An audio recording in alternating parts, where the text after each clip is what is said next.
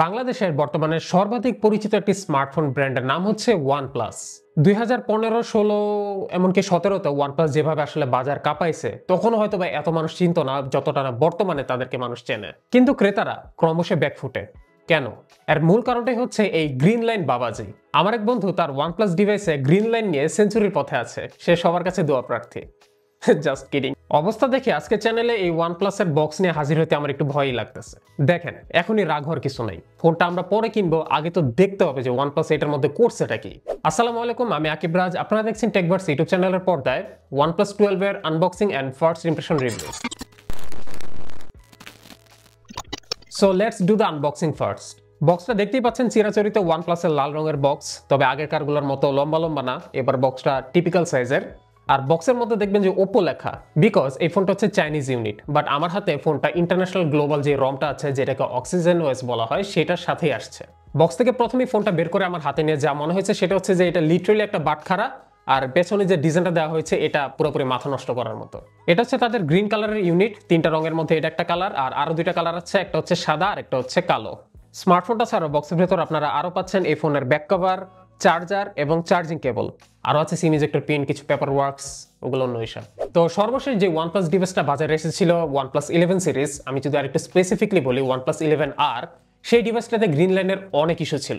So তাহলে কি এবার OnePlus 12 এও গ্রিন লাইন ইস্যু দেখা দিবে?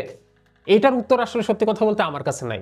ইনফ্যাক্ট তার থেকেও বড় কোয়েশ্চেনটা হচ্ছে যে গ্রিন লাইন পড়বে কিনা এই ব্যাপারটা কি ওপ্পো নিজেরা জানে? কিন্তু আমি এখানে দেখি সমস্যা আসলে অন্য কিছু। এই OnePlus আর হাতে নিলে OnePlus এর মতো লাগে না। দেখেন, এখানে একটা ব্যাপার আছে, ডিভাইসটা হচ্ছে OnePlus, এর প্যারেন্ট কোম্পানি হচ্ছে ওপ্পো। আর OnePlus যখন এই ফোনগুলো বাজারে নিয়ে আসছিল তখনই তারা আসলে মার্কেট যে ডিমান্ডটা বা একটা OnePlus ডিভাইস থেকে আমরা যা যা চাই সেই জিনিসটা তারাই ধরে রাখতে পারে নাই। সেখানে ওপ্পোকে হঠাৎ করে ত্রাণকর্তা ভাবার কোনো কারণ নাই। সো পুরো বিষয়টা আসলে তার ট্র্যাক চেঞ্জ করে ফেলেছে। আমরা আগে যেই কারণে OnePlus কিনতাম এখন আসলে সেই কারণে OnePlus কিনবো না, বরঞ্চ আমরা ডিভাইসটা দেখবো যে এটা আসলে ভালো করেছে কিনা, তাহলে ডিসাইড করা যেতে পারে যে ফোনটা আমি আদৌ কিনবো কিনা। তো ডিজাইন ওয়াইজ আগের জেনারেশন থেকে এবার তেমন কোনো চেঞ্জ দেখতেছি না, এক্সেপ্ট দ্য ক্যামেরা হাউজিং, যেটা আগের থেকে একটু আকারে বেশি বড় মনে হচ্ছে। ফোনটা এক হাতে ব্যবহার করা খুবই কঠিন। এটার ওভারঅল ওয়েট ডিস্ট্রিবিউশনটা তেমন একটা ভালো না, এটার ওজন 220 গ্রামের মতো, থিকনেস 9.15 মিলিমিটার। সো সব কিছু মিলে আসলে এই ফোনটা এক হাতে ব্যবহার করার জন্য খুব একটা উপযোগী না। তার উপর যদি বর্তমানে যে ডিজাইন ট্রেন্ড চলতেছে যে ফ্ল্যাট সাইড ডিজাইন, ওইটা যদি করতো তাহলে এই ফোন আরো ইউজ করা যেত না। ভাগ্যিস যে তারা আসলে কার্ভ ডিজাইনের মধ্যেই রয়ে গিয়েছে, আগের যে ডিজাইন ফিলোসফিগুলো ছিল সেখানে আছে, দ্যাটস ওয়াই ফোনটা অ্যাটলিস্ট গ্র্যাব করতে খুব বেশি একটা কঠিন লাগে না। বাট আমি আপনাকে আবারও রিমাইন্ড করে দিতে চাই, আপনি যদি এরকম একটা ডিভাইস আপনার রেগুলার ডিভাইস মানে প্রাইমারি ডিভাইস হিসেবে কিনতে চান যেটা আপনি কনস্ট্যান্টলি ইউজ করবেন, তাহলে এক হাতে এটা আপনার জন্য খুবই প্যারা হয়ে যাবে। ফোনটা সাইজ বড় দেখে বুঝতেই পারতেছেন যে সামনের স্ক্রিনটাও বড়, 6.82 ইঞ্চ সাইজের বিশাল বড় একটা কার্ভ 120 হার্টজের অ্যামোলেড স্ক্রিন দেওয়া হয়েছে, যেটা 1 বিলিয়ন কালার রিপ্রোডিউস করতে পারে, এবং সবথেকে ইম্পর্টেন্ট বিষয়টা হচ্ছে 510 পিপিআই, অর্থাৎ এটা রেজলিউশনটা হচ্ছে 2K বা 1440p বলতে পারেন। ডিসপ্লেটাও সিম্পলি অ্যামেজিং। একটা ফ্ল্যাগশিপ ডিভাইস হিসেবে আমরা ডিসপ্লে থেকে যা যা এক্সপেকটেশন রাখি অলমোস্ট সবকিছু এটা প্রোভাইড করছে। আর এই ডিসপ্লে যে কার্ভের বিষয়টা, এটা খুব বেশিও না আবার কমও না, আমি বলবো মিডলে অবস্থান করতেছে। আর আমরা সাধারণত কার্ভ ডিসপ্লেগুলোতে দেখি যে সাইডে শ্যাডো হয়ে যায়, এটার ক্ষেত্রে আমি খুবই সামান্য শ্যাডোর পরিমাণ দেখতে পেয়েছি, খুব বেশি হচ্ছে না। ডিসপ্লেটাকে প্রোটেক্ট করছে কর্নিং গরিলা গ্লাস ভিক্টাস 2, এবং সেই সাথে ফোনের যে বিল্ড ম্যাটেরিয়াল সেখানে আমরা আরো দেখতে পাবো ব্যাক সাইডে গ্লাস এবং সাইডে অ্যালুমিনিয়াম অ্যালয় মেটাল ফ্রেম। আর এর ক্যামেরা হাউজিং এর ডিজাইনটা দেখে আমার একটা হাতঘড়ির কথাই সবার আগে মাথায় আসছে, একদম ওইরকম করে ডিজাইন করা। আর এখানে ভেতরে 4টা ক্যামেরার হাউজিং এর মতো দেখা গেল, এখানে মেইন 3টা ক্যামেরাই আছে, আর একটা হাউজিং এর ভেতর কিছু সেন্সর আছে। এটা ফ্ল্যাশ লাইট না, ফ্ল্যাশ লাইটটা হচ্ছে এই যে উপরে। তাছাড়া ফোনটার লেফট সাইডে আপনারা চিরাচরিত অ্যালার্ট স্লাইডার পাবেন, রাইট সাইডে আছে পাওয়ার বাটন এবং volume button. Power button position ঠিক আছে, ভলিউম বাটনটা অনেকটাই উপরের দিকে, ওটা কোনো সমস্যা না। ফোনের নিচের দিকে আপনারা দেখবেন ডুয়াল সিম স্লট, যেটা ডুয়াল 5G স্ট্যান্ড বাই হবে, মাইক্রোফোন আছে, ইউএসবি টাইপ সি পোর্ট আছে, যেটা ইউএসবি 3.2 Gen 1, অর্থাৎ খুবই ফাস্ট একটা ইউএসবি প্রোটোকল আছে এখানে। এবং স্পিকার ইউনিট, এটা হচ্ছে 1 নম্বর স্পিকারটা, 2 নম্বর স্পিকারটা উপরের দিকেই আছে, উপরের দিকে একই সাথে আরও আছে আয়ার ব্লাস্টার এবং secondary noise cancellation microphone. And প্রায় লাখ টাকা দামের একটা ডিভাইসে IP65 water and dust resistance, can you believe it? IP65 এবং 68 এর মধ্যে সংখ্যার তফাৎটা বড় না হইলেও কিন্তু এদের মধ্যে যে প্রোটেকশনের তফাৎটা এটা কিন্তু ভালোই বড়। হিসাব অনুযায়ী মোটামুটি ফোনটা সব ধরনের ডাস্ট প্রুফ বাট সব ধরনের ওয়াটার প্রুফ না। এটা হয়তো বা ম্যাক্সিমাম স্প্ল্যাশ প্রুফ হবে, তবে আপনার এটাকে পানির ভেতরে সাবমার্জ করতে পারবেন না। তো এই OnePlus 12 হচ্ছে একটা ফ্ল্যাগশিপ ডিভাইস, আর লেটেস্ট ফ্ল্যাগশিপ ডিভাইস মানে হচ্ছে এই ফোনটাতে সকল লেটেস্ট টেকনোলজি থাকা উচিত, রাইট? অ্যান্ড ইয়েস, এই ফোনটা মোটামুটি সব ধরনের লেটেস্ট টেকনোলজি এটা আপনাকে অফার করছে। ফোনটাতে আপনারা স্ন্যাপড্রাগন 8 Gen 3 পাচ্ছেন উইথ Adreno 750 জিপিইউ। স্টোরেজ দেওয়া হচ্ছে UFS 4.0 যেটা 256 512 বা 1 টেরাবাইট হবে। LPDDR5X র্যাম আছে যেটা 12 GB, 16 GB এবং 24 GB ভ্যারিয়েন্টের হবে। তাছাড়া আছে dual sim, dual 5G standby, wifi 7, Bluetooth 5.4, NFC, dual band GPS, everything. এবং আগের জেনারেশনে থেকে এবারে ব্যাটারিটা সাইজে বড় হয়েছে। 5400 মিলিঅ্যাম্পিয়ার ব্যাটারি এবং 100 ওয়াটের ফাস্ট চার্জিং সাপোর্ট আছে। বক্সের ভেতরেও 100 ওয়াটের ফাস্ট চার্জারটা দেওয়া আছে। তাছাড়া এটা 50 ওয়াটের ওয়্যারলেস চার্জিংও সাপোর্ট করবে এবং 10 ওয়াট রিভার্স চার্জিং সাপোর্ট করবে। তো আপনারা আমার চ্যানেলে iQOO 12 অথবা Redmi K70 Pro এর ভিডিওগুলো যদি দেখে থাকেন তাহলে জানবেন যে বর্তমানে স্ন্যাপড্রাগন 8 Gen 3 তে আসলে কি সমস্যা চলতেছে। তো প্রশ্নটা হচ্ছে যে সেম সমস্যা কি এটাতেও হচ্ছে?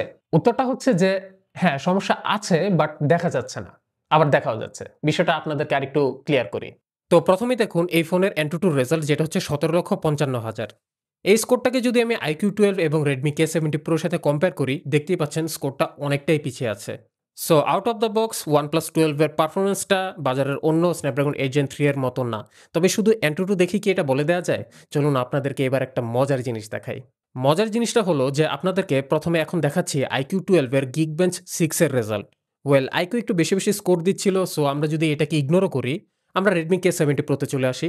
এখানে দেখতে পাচ্ছেন single core 1800, multi core 6300। So মজার বিষয়টা হচ্ছে যখন আমি এই OnePlus 12 এ আসলাম, দেখুন সিঙ্গেল কোর 938, মাল্টি কোর 4600। বিশাল বড় difference. So I was thinking যে কোনো সমস্যা হইল কিনা। তাই ফোনটাতে আমি সাথে সাথে আবারও Geekbench-এর টেস্ট চালাই এবং অ্যাজ ইউজুয়াল সেম একটা স্কোর আসছে, সামান্য একটু ডিফারেন্স আসছে মাল্টি কোরের স্কোরে। এই পারফরমেন্সটা অবশ্যই ভালো না। আমার কাছে একটু ঘটকা লাগছিল। তাই আমি পরের দিন আবারও ফোনটাতে টেস্ট চালাইলাম এবং স্কোর রেজাল্টস দেখতে পাচ্ছি যে আগের ২ টা চেয়েও খারাপ। সিপিইউ স্ট্রেস টেস্টটা দেখতেই পাচ্ছেন যে এই ফোনটা মাত্র ৫ মিনিটের মধ্যে পারফরম্যান্স ড্রপ যে করছে তো করছে, উপরে ওঠার কোনো নামই নাই। দেখা গেছে যে ১৫ মিনিট থেকে ২০ মিনিটের মতো যখন একটা স্ট্রেস টেস্ট চলে তখন ফোনটা অতিরিক্ত গরম হয়ে যায়, যেখানে গিয়ে বলা যেতে পারে যে ফোন তার পারফরম্যান্সটা ড্রপ করবে। বা আমি যদি সর্বনিম্ন ধরি তাইলেও তো ১০ মিনিট। কিন্তু এখানে দেখেন মাত্র ৫ মিনিটে পারফরম্যান্স ড্রপ করছে। পুরো বেঞ্চমার্কে ফোনটা আমার খালি সারপ্রাইজই করছে। যেমন দেখুন ওয়াইল্ডলাইফ এক্সট্রিমের স্ট্রেস টেস্ট। এই ফোনটাতে আমি কোন প্রকার কুলিং লাগাই নাই। কুলার ছাড়াই এই ফোনটা আমাকে ডিরেক্ট রেজাল্ট বের করে দিছে। এখানে দেখতে পাচ্ছি ৫৬% এর মতো স্টেবিলিটি মাত্র। যেটা খুবই বাজে একটা স্কোর। বিকজ আপনারা হয়তোবা জানবেন যে iQOO 12, Redmi K70 Pro এদের মধ্যে সেম সমস্যা ছিল যে এই স্ট্রেস টেস্টটা তারা ফিনিশ করতে পারত না। দ্যাটস ওয়াই সেই ফোনগুলোতে আমি এক্সটার্নাল কুলার লাগিয়েছিলাম এবং কুলার লাগানোর পর এই যে ৩ টা রেজাল্ট সাইড বাই সাইড আছে। বাম পাশে আছে iQOO 12। দেখতেই পাচ্ছেন যে এটা কুলার লাগানোর পর এটা 87.5% এর স্টেবিলিটি দিচ্ছে। আবার ডান পাশে যদি দেখেন যে K70 Pro, এখানেও 82% এর মতো স্টেবিলিটি আছে। অর্থাৎ এই ফোনগুলো যদি অ্যাডুকেট কুলিং পায় তাহলে দেখা গেছে যে তারা খুব ভালো একটা পারফরম্যান্স দিচ্ছে। অ্যাটলিস্ট এরা দুইজন তাদের টোটাল পোটেনশিয়ালের 80 থেকে 85% এর মতো পারফরম্যান্সটা আউটপুট দিচ্ছে। কিন্তু OnePlus এর জন্য কোন প্রকার কুলিং লাগছে না এবং কুলিং ছাড়া এটা 56% মাত্র স্টেবিলিটি দিচ্ছে। অর্থাৎ সে তার টোটাল পোটেনশিয়ালের অর্ধেকের মতো পারফরম্যান্স আপনাকে আউটপুট দিচ্ছে। যদিও আমি আসলে এই OnePlus 12 এ এই এক্সটার্নাল কুলিংটা ব্যবহার করি নাই। সত্যি কথা বলতে এটা ব্যবহার করার জন্য আমি আসলে অ্যাডিকুয়েট সময় পাচ্ছিলাম না।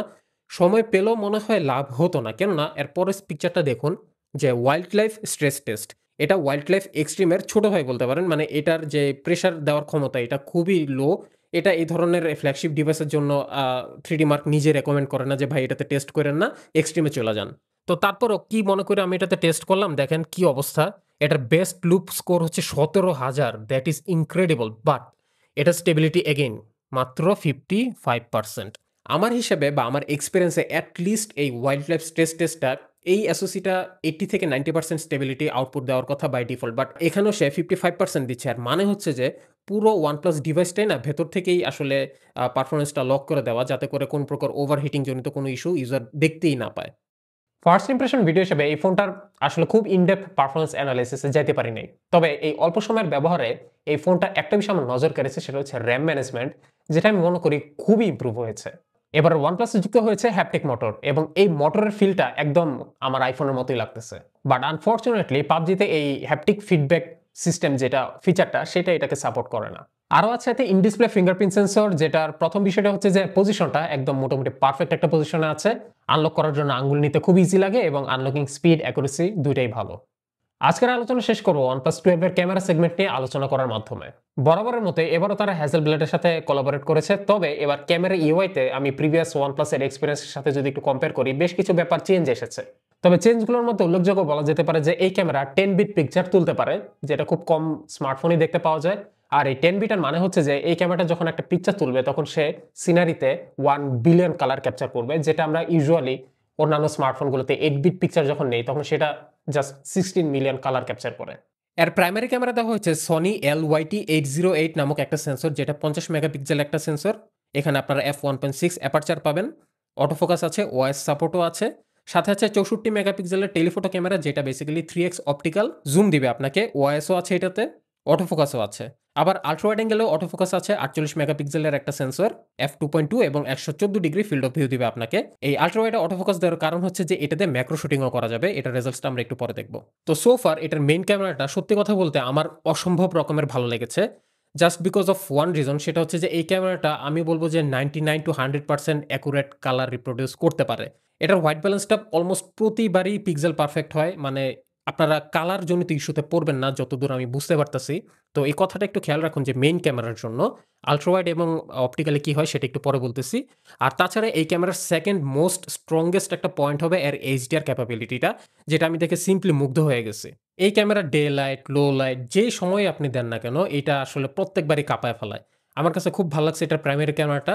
এই ছবিটা হচ্ছে এই প্রাইমারি ক্যামেরা যতটুকু কাছে যেতে পারে ততটুকু কাছে গিয়ে ছবি তোলা। সো এবার আমরা দেখব আল্ট্রা ওয়াইড অ্যাঙ্গেল দিয়ে যে ম্যাক্রোটা ওঠে সেটা। এবং দেখতে পাচ্ছেন যে আমরা আরো অবজেক্টের খুব কাছে যেতে পেরেছি, এবং আল্ট্রা ওয়াইড অ্যাঙ্গেল সেন্সরটা কোয়ালিটিতেও ভালো, রেজোলিউশনও ভালো, যার কারণে এটার ম্যাক্রোটা আমি মনে করি বাজারে one of the best macro হবে। কিন্তু মোটামুটি বড় রকমের একটা ডিফারেন্স চলে আসে যখন আপনি 1x থেকে 3x এ যাবেন, অর্থাৎ টেলিফোটোতে। আপনারা দেখবেন যে প্রাইমারি ক্যামেরার সাথে টেলিফোটো ক্যামেরার কালারের একটু ডিফারেন্স আছে।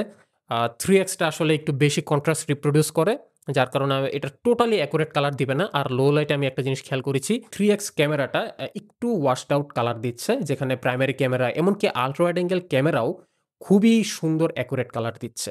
তো চলে আসি জুমিং এর বিষয়ে, বিকজ মার্কেটিংই করা হচ্ছে যে 120x digital zoom. So 120x এর কি অবস্থা সেটা দেখবো। তো এই ফোনটাতে জুম করে ছবি তুলে আমার কাছে যেটা মনে হয়েছে সেটা হচ্ছে যে 3x ক্যামেরাটা আপনারা 20x পর্যন্ত ইউজেবল একটা জুম পাবেন। 3x তো ডিরেক্ট সেন্সরটাই, 6x এ গেলেও আপনারা না আসলে খুব একটা পার্থক্য করতে পারবেন না যে এটা কি আসলে 3x নাকি 3x এর জুম করা। 10x এ গেলে গিয়ে আপনার মনে হবে যে হ্যাঁ এটা একটু জুম করা ছবি। আর আমার কাছে পার্সোনালি যেটা মনে হয়েছে যে এই জুম ক্যামেরা 20x পর্যন্ত ইউজেবল, এরপরে আর তেমন একটা ইউজেবল না। যেমন এই কলার ছবিটা দেখেন যে 20x এ আইসা এটা আসলে ডিটেলস একটু লস করতে শুরু করছে, বাট স্টিল এই জুমটাকে আমি বলবো একটু ইউজেবল। তো এইবার আপনাদেরকে দেখাবো যে 20x এর পরে কেন আর ইউজেবল থাকে না। আপনারা এই নারকেল গাছের ছবিটা যদি দেখেন যে এই যে 6x পর্যন্ত ওকে সব ফাইন, এরপরে যখন পরের পিকচারগুলো দেখতে পাচ্ছেন এখানে হচ্ছে শুরু হয়েছে 20x, 60x এবং 120x। তো 20x টা দেখতেই পাচ্ছেন যে এটাও স্টিল ইউজেবল একটা পিকচার। 60x এ গিয়ে আর তেমন একটা অবস্থা নাই, আর 120x এ তো একেবারে বাজে অবস্থা। আর অ্যাজ ইউজুয়াল আমি যেটা এক্সপেক্ট করতেছিলাম যে এই ক্যামেরাও ফেক চাঁদ দেখায় আপনাকে। খেয়াল করুন 1x 3x এও কোনো চেঞ্জ আসতেছে না, কিন্তু 6x অ্যান্ড দেন এই 20x এ গিয়ে আমি দেখতে পাচ্ছি চাঁদ চলে আসতেছে। টেলিফোটো লেন্সটা যেটা 3x এ সুইচ হয় সেটা দিনের বেলা হচ্ছে ঠিকই, কিন্তু রাতের বেলা আপনি যখন 6x এ যাবেন তখনই কেবলমাত্র এটার টেলিফোটো লেন্সটা অ্যাক্টিভেট হয়, এবং টেলিফোটো লেন্সে অ্যাক্টিভেট হইলেই আপনারা আকাশে যেটাই বাতি জ্বলুক না কেন এটার চাঁদ বানায় দেওয়ার সম্ভাবনা আছে। এই ফোনের সামনের দিকে 32 মেগাপিক্সেলের একটা সেলফি ক্যামেরা আছে, এবং এই ক্যামেরাটা আমি মনে করি সবার কাছে ভালো লাগবে। তবে এই সেলফি ক্যামেরার একটা ছোট প্রবলেম আছে, সেটা হচ্ছে অবজেক্টের হাই ডাইনামিক রেঞ্জটা অ্যাডজাস্ট করতে গিয়ে একটু প্রবলেম করে, যেটা আমার কাছে মনে হলো। আপনাদেরকে এই মুহূর্তে স্যাম্পলটা দেখাতে পারলাম না, কারণ সব স্যাম্পল আপনাদেরকে দেখাইতে পারবো না। বাট হ্যাঁ, একটু ইস্যু আছে যেটা আমি মনে করি সফটওয়্যার আপডেটের মাধ্যমে খুব ইজিলি ফিক্স করা যাবে। আরেকটা ভালো লাগার বিষয় হচ্ছে যে এই ক্যামেরার 3টা লেন্সে আপনারা পোর্ট্রেট তুলতে পারবেন। আমি একটা পোর্ট্রেট আসলে এক প্রকার চুরি করেই তুলছিলাম, আর আরও পোর্ট্রেট তোলার আসলে আমি সময় পাই নাই। তবে আপনারা এখন যে 3টা ছবি দেখতেছেন এই 3টা ছবি দেখলে আপনারা আইডিয়া করতে পারবেন যে আল্ট্রা ওয়াইড অ্যাঙ্গেল 1x এবং 3x এর ক্যামেরাগুলোতে পোর্ট্রেটটা কেমন আসে। আমি বিলিভ করতে পারতেছি অলরেডি যে এটা 3x এর পোর্ট্রেটগুলো মাথা নষ্ট হবে।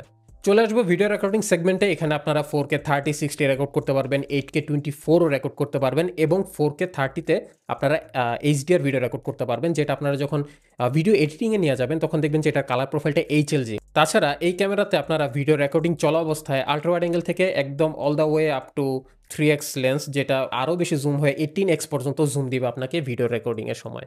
আর এই প্রাইমারি ক্যামেরার ওএসটা যা দেখতেছি যে ভালো মতোই কাজ করতেছে, ইস্যু খুব একটা মনে হচ্ছে না। তবে ওএস হিসেবে আমি মনে করি আরেকটু বেটার স্টেবিলাইজেশন হওয়া উচিত ছিল।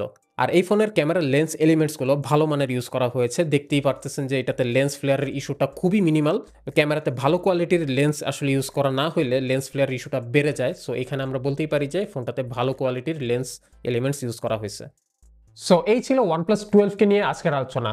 আর এই ফোনটাকে আমার প্রথম হাতে নিয়ে আমার যে ফার্স্ট ইমপ্রেশন সেটা হচ্ছে নাথিং স্পেশাল।